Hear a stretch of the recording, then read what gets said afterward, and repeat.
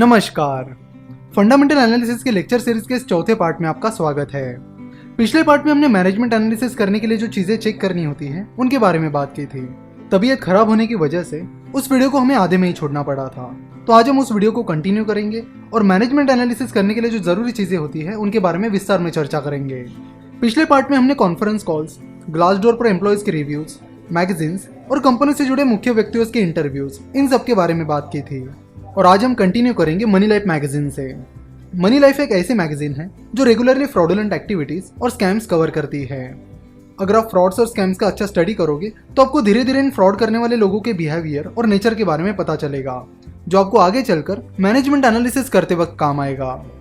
साथ ही आपको कंपनी का मैनेजमेंट कैसे अलग अलग तरीके यूज करके अनइथिकल एक्टिविटीज करते हैं इसके बारे में भी पता चलेगा।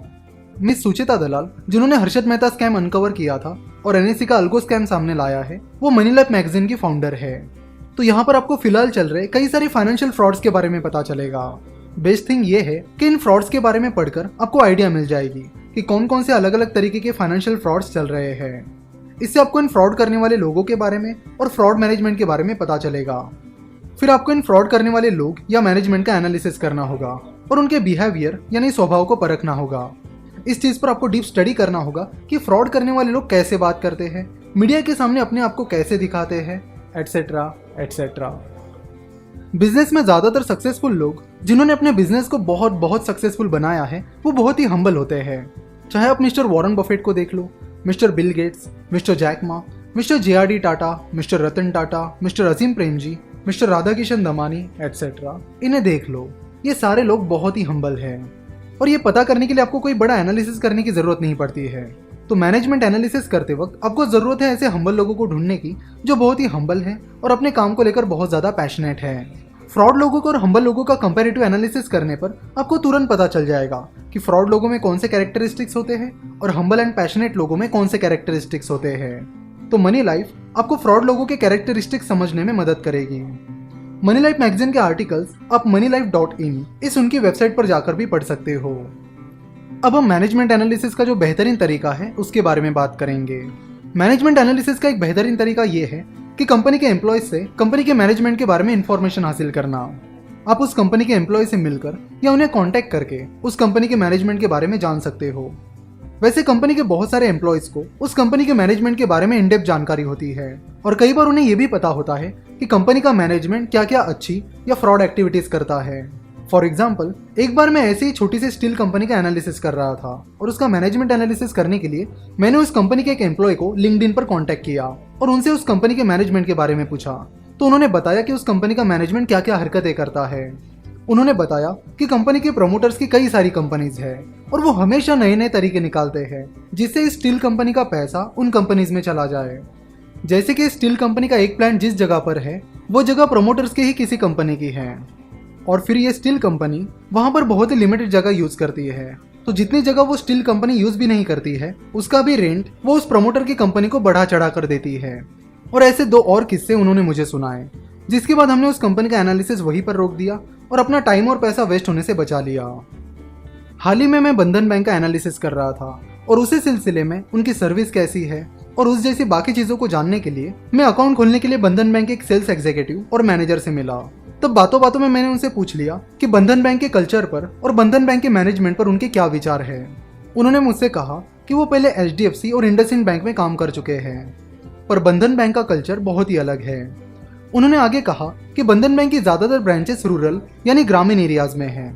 एग्जाम्पल के तौर पर उन्होंने मुझे बताया कि एक बार वो ब्रांच विजिट करने के लिए बंधन बैंक की एक रूरल एरिया की ब्रांच में गए थे और तब वहां पर उन्हें बहुत ही यूनिक चीजें देखने मिली।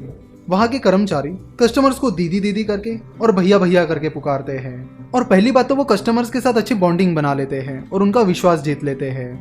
उन्होंने आगे बताया कि वहां के बंधन बैंक के एम्प्लॉयज एक रसोई घर में सारे एम्प्लॉयज का खाना बनाते हैं और सब लोग साथ मिलकर खाना खाते हैं और जो भी विजिटिंग फैकल्टी वहां पर आती है उनके लिए भी वो खाना बनाते हैं और उन्हें भी अपने साथ बिठाकर खाना खिलाते हैं, जिससे बैंक में एक पॉजिटिव माहौल बन जाता है और सारे एम्प्लॉयज को बैंक में अपनापन लगता है। बंधन का जो माइक्रो फाइनेंस बिजनेस है वो भी इसी तरह से चलता है। उनके माइक्रो फाइनेंस बिजनेस का लोन रिपेमेंट कलेक्शन वो डेली बेसिस पर करते हैं, यानी लोन देने के बाद डेली वो एक फिक्स्ड अमाउंट उनसे कलेक्ट करते हैं। जैसे EMI मंथली होता है उसी तरह ये डेली कलेक्शन करते हैं। उन्होंने बताया कि कस्टमर्स और एम्प्लॉयज के बीच इतनी अच्छी बॉन्डिंग बन जाती है कि कोई दीदी अगर किसी दिन अपना काम ठीक से ना चलने की वजह से अगर उस दिन इंस्टॉलमेंट पे नहीं कर पाती है तो वो उस कलेक्शन करने वाले एम्प्लॉय से कहती है कि मैं आपको खराब काम की वजह से आज का पेमेंट नहीं कर सकती, मैं कल आपको आज का और कल का ऐसे दोनों पेमेंट्स कर दूंगी। तो उनके कहने का मतलब था कि बंधन बैंक का कल्चर बहुत ही सिंपल और पॉजिटिव है। साथ ही उन्होंने कहा कि बंधन बैंक का मैनेजमेंट भी बहुत सपोर्टिव है। एक्चुअली मैं पहले ही बंधन the making of a bank ये बुक पढ़ चुका था, जिसमें बताया गया है कि बंधन कैसे शुरू हुई और उनकी शुरुआत से लेकर अभी तक का सफर इस बुक में बताया गया है, जिसे पढ़कर मुझे बंधन बैंक के मैनेजमेंट के बारे में एक अच्छी आइडिया आ गई थी। सो जब वो बंधन बैंक के एम्प्लॉयज मुझे बंधन बैंक के मैनेजमेंट के बारे में बता रहे थे तब मुझे ऐसा लग रहा था जैसे मैं बंधन the making of a bank इस बुक की समरी सुन रहा हूँ। तो उनसे मुझे बंधन बैंक के मैनेजमेंट के बारे में एक बहुत अच्छी आइडिया मिल गई और फिर मैंने अपना एनालिसिस आगे बढ़ाया। सो कंपनी के एम्प्लॉयज उस कंपनी के मैनेजमेंट के बारे में जानने का एक बहुत अच्छा सोर्स है। जिस किसी कंपनी का मैनेजमेंट एनालिसिस आपको करना है उस कंपनी के एम्प्लॉय से आप सीधे मिल सकते हो या उन्हें लिंक्डइन पर कांटेक्ट कर सकते हो। अगली चीज जो आपको मैनेजमेंट एनालिसिस करते वक्त चेक करनी होती है वो ये है कि क्या उस कंपनी ने किसी और कंपनी को लोन दिया है। इस चीज को पता करने के लिए हमें कंपनी की बैलेंस शीट चेक करनी होती है। तो आगे चलकर जब हम फाइनेंशियल स्टेटमेंट्स का एनालिसिस करेंगे तब हम इस टॉपिक पर डिटेल में बात करेंगे। और एक चीज जो आपको चेक करनी होती है वो ये कि कंपनी के प्रमोटर्स की और कौन कौन सी कंपनीज है और क्या कंपनी प्रमोटर्स की उन कंपनी से ताल्लुकात रखती है, अगर हाँ तो किस तरह के। कंपनी के प्रमोटर्स और कौन सी कंपनीज चलाते हैं ये पता करने के लिए आप zobacorp.com इस वेबसाइट पर जाकर यहाँ डायरेक्टर पर क्लिक कीजिए और जिस प्रमोटर की कंपनीज के बारे में आपको पता करना है उस प्रमोटर का नाम यहाँ टाइप कीजिए। कई बार प्रमोटर्स अपनी वाइफ या बेटा या बेटी के नाम पर अपनी कंपनीज बनाते हैं। सो प्रमोटर के स्पाउस, सन या डॉटर का नाम यहाँ डालकर आप चेक कर सकते हो कि क्या वो कोई कंपनी चलाते हैं और क्या कंपनी का प्रमोटर के इन कंपनीज के साथ कोई ताल्लुकात है या नहीं। तो मैनेजमेंट एनालिसिस करने के लिए ये सारी चीजें आपको चेक करनी होगी। तो यहाँ पर हमारा फंडामेंटल एनालिसिस का चौथा पार्ट समाप्त होता है। वीडियो कैसा लगा ये हमें finnovations555@gmail.com इस पर मेल करके जरूर बताएं। हमसे जुड़े रहने के लिए आप हमें फेसबुक, ट्विटर और इंस्टाग्राम पर फॉलो कर सकते हो। वीडियो देखने के लिए और हमारे साथ जुड़े रहने के लिए आपका बहुत बहुत धन्यवाद।